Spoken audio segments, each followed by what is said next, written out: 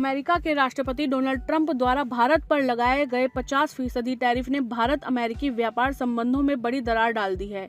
इस कदम ने उन भारी निवेशों को झटका दिया है जो अमेरिकी कंपनियों ने चीन पर निर्भरता घटाने और भारत को एक आर्थिक विकल्प केंद्र बनाने के लिए किए थे। अमेरिका ने भारत के साथ टैरिफ वॉर शुरू करके अपने ही पैरों पर कुल्हाड़ी मार ली है और भारत के साथ रिश्तों को तल्ख कर लिया है। अमेरिकी अखबार न्यूयॉर्क टाइम्स ने भी भारत पर लगाए अधिक टैरिफ को लेकर टिप्पणी की है। क्या कहा अमेरिकी अखबार ने, इसे जानने से पहले अगर अभी तक आपने हमारे चैनल जागरण बिजनेस को सब्सक्राइब नहीं किया है तो जरूर कर लें, क्योंकि यहाँ हम आपको बिजनेस और फाइनेंस से जुड़ी हर दिन की खबरों से रूबरू कराते हैं। अमेरिकी अखबार न्यूयॉर्क टाइम्स के अनुसार डोनाल्ड ट्रंप के टैरिफ ने भारत को आर्थिक विकल्प बनाने के प्रयासों को झटका दिया है। चीन+1 रणनीति पर पानी फिरता दिख रहा है, क्योंकि अमेरिकी कंपनियों ने चीन पर निर्भरता कम करने के लिए भारत में निवेश किया था। भारत ने पिछले कुछ सालों में खुद को दुनिया के सामने चीन के विकल्प के रूप में पेश करने के लिए बड़ी मेहनत की थी। यह प्रयास चीन+1 रणनीति का हिस्सा था, जिसे अंतर्राष्ट्रीय कारोबारी जगत ने अपनाना शुरू कर दिया था। लेकिन ट्रंप सरकार के अचानक उठाए गए कदम से यह महत्वाकांक्षा धूमिल होती दिख रही है।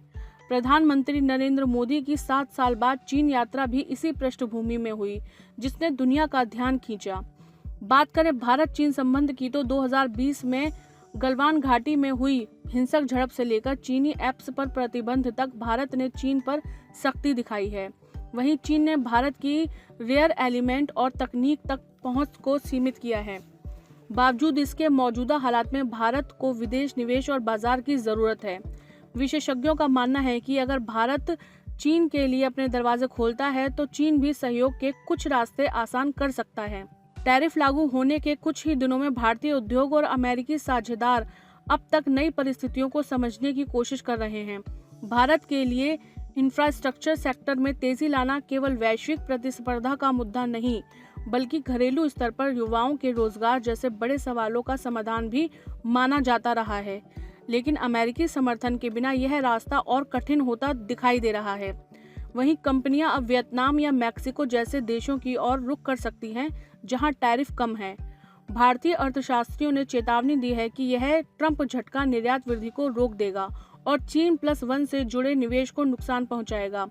भारत का लक्ष्य आने वाले सालों में दुनिया की 3 सबसे बड़ी अर्थव्यवस्थाओं में शामिल होना है। फिलहाल यह 5वें स्थान पर है और जल्द जापान को पीछे छोड़ सकता है। लेकिन अगर अमेरिकी मदद नहीं करता और उल्टा बाधा डालता है तो भारत के पास बीजिंग के साथ रिश्ते मजबूत करने के अलावा कोई विकल्प नहीं बचेगा। इस समय भारत के सामने बड़ी चुनौती है, वह अमेरिका और चीन दोनों महाशक्तियों के बीच संतुलन कैसे साधे। अमेरिका के टैरिफ कदम ने निश्चित ही भारत की रणनीति को बड़ा झटका दिया है, लेकिन अब नजरें इस पर हैं कि मोदी सरकार चीन के साथ आर्थिक मोर्चे पर किस हद तक आगे बढ़ती है और भारत को इससे क्या फायदा हो सकता है।